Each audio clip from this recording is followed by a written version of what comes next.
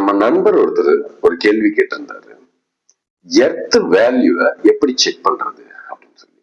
யாரை கேட்டாலும் சொல்லுவாங்க earth resistance meter and earth megger, இது ரெண்டே பயன்படுத்தி எர்த் வேல்யூ செக் பண்ணிக்கலாம் அப்படின்னு சொல்லி. பட் இதுல இருக்கிற உண்மை என்னங்கிறது தான் இதில் நம்ம பார்க்க போறோம்.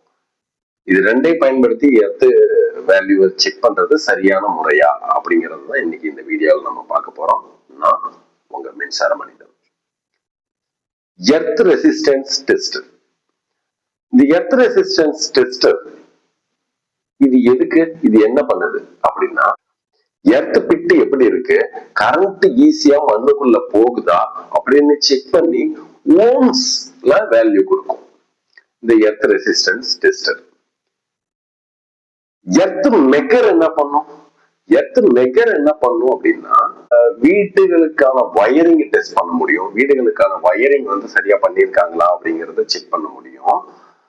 அப்புறம் மோட்டாரோட வைண்டிங்கை செக் பண்ண முடியும். கேபிள் எங்கேயாவது ஃபால்ட் இருக்கா அப்படிங்கறத செக் பண்ணிக்க முடியும். இதுக்காக தான் வந்து எர்த் மெக்கரை யூஸ் பண்றோம். இதோட டெஸ்ட் ரிசல்ட் எப்படி இருக்கும் அப்படின்னா, இதை செக் பண்ணி மெகா ஓம்ஸ்ல வேல்யூ கொடுக்கும்.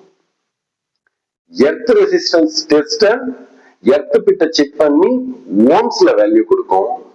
Earth megger insulation resistance, motor winding, cable fault, கேபிள்ல ஏதாவது லீக்கேஜ் இருக்கா அப்படிங்கறத செக் பண்ணி மெகா ஓம்ஸ்ல வேல்யூ கொடுக்கும். இது எப்படி செக் பண்ணுவாங்க அப்படின்னு பார்க்கலாமா? இது எப்படி வேலை செய்யுதுன்னு தெரிஞ்சுக்கலாமா?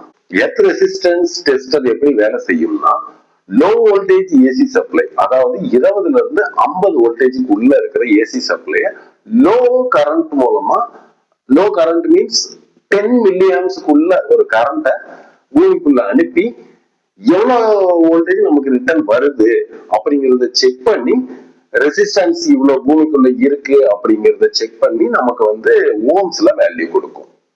இதை எந்த மாதிரி இடங்கள்ல யூஸ் பண்ணுவாங்க? எர்த் பிட்டு செக் பண்ற இடத்துல, தொழிற்சாலைகள்ல சேஃப்டி எர்த்திங் பண்ணிருப்போம் இல்லையா, அதோட எர்த்திங் ரெசிஸ்டன்ஸோட வேல்யூ தெரிஞ்சுக்க,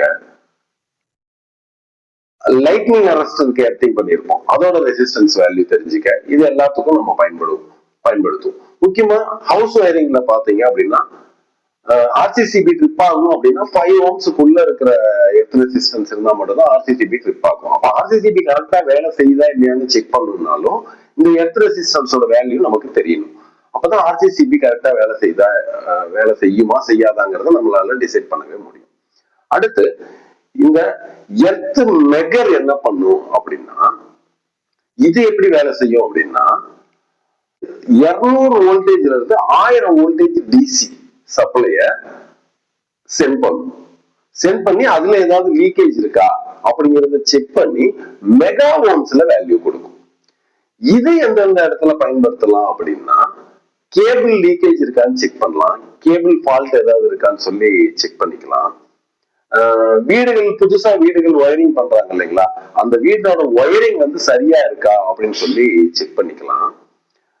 மோட்டார் வைண்டிங், மோட்டார் காயில் எப்படி இருக்கு அப்படிங்கறத, மோட்டார் வைண்டிங்கோட இன்சுலேஷன் ரெசிஸ்டன்ஸ் எப்படி இருக்கு அப்படிங்கறத செக் பண்ணிக்கலாம். கேபிளோட இன்சுலேஷன் ரெசிஸ்டன்ஸ் எப்படி இருக்குங்கிறத செக் பண்ணிக்கலாம். இதை எப்படி செக் பண்ணுவாங்க அப்படின்னா, அந்த 200 வோல்ட்ல இருந்து 1000 வோல்ட் அளவுக்கு உண்டான கரண்ட் இது சென்ட் பண்ணுதுன்னு சொன்னோம் இல்லையா, இது எதுக்கு இடையில சென்ட் பண்ணுது? ஃபேஸுக்கும் நியூட்ரலுக்கும் இடையில சென்ட் பண்ணி அதுல ஏதாவது நமக்கு லீக்கேஜ் இருக்கா அப்படின்னு சொல்லி செக் பண்ணும். அடுத்து ஃபேஸுக்கும் எர்த்துக்கும் இடையில இந்த வோல்டேஜ் சென்ட் பண்ணி அதுல ஏதாவது லீக்கேஜ் இருக்கான்னு செக் பண்ணி மெகா ஓம்ஸ்ல நமக்கு வேல்யூ கொடுக்கும்.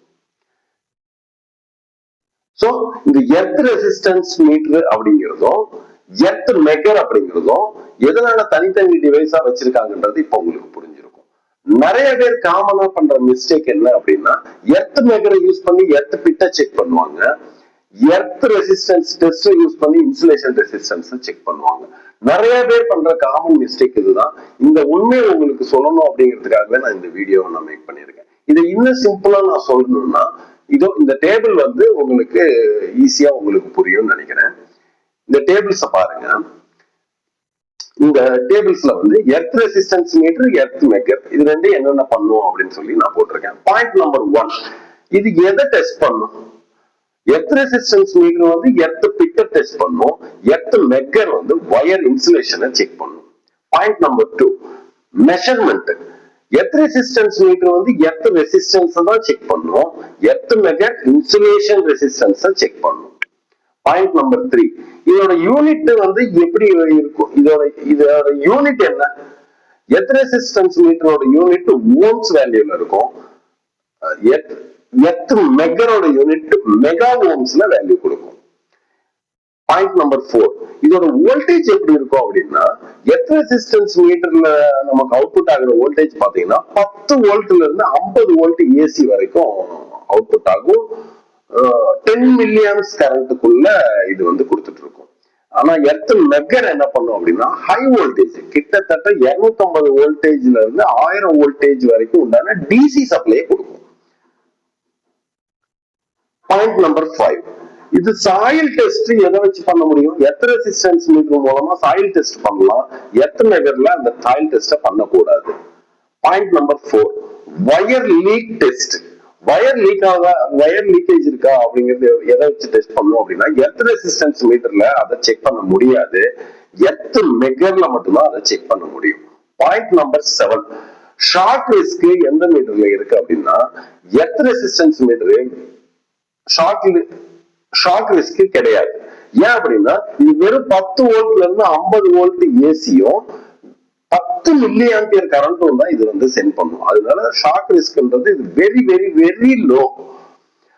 எர்த் மெக்கர்ல பாத்தீங்க அப்படின்னா 250 வோல்டேஜ்ல இருந்து 1000 வோல்டேஜ் வரைக்கும் டிசி வோல்டேஜ் அது சென்ட் பண்றதுனால இதுல வந்து ஷார்ட் ரிஸ்க் சான்ஸ் இருக்கு.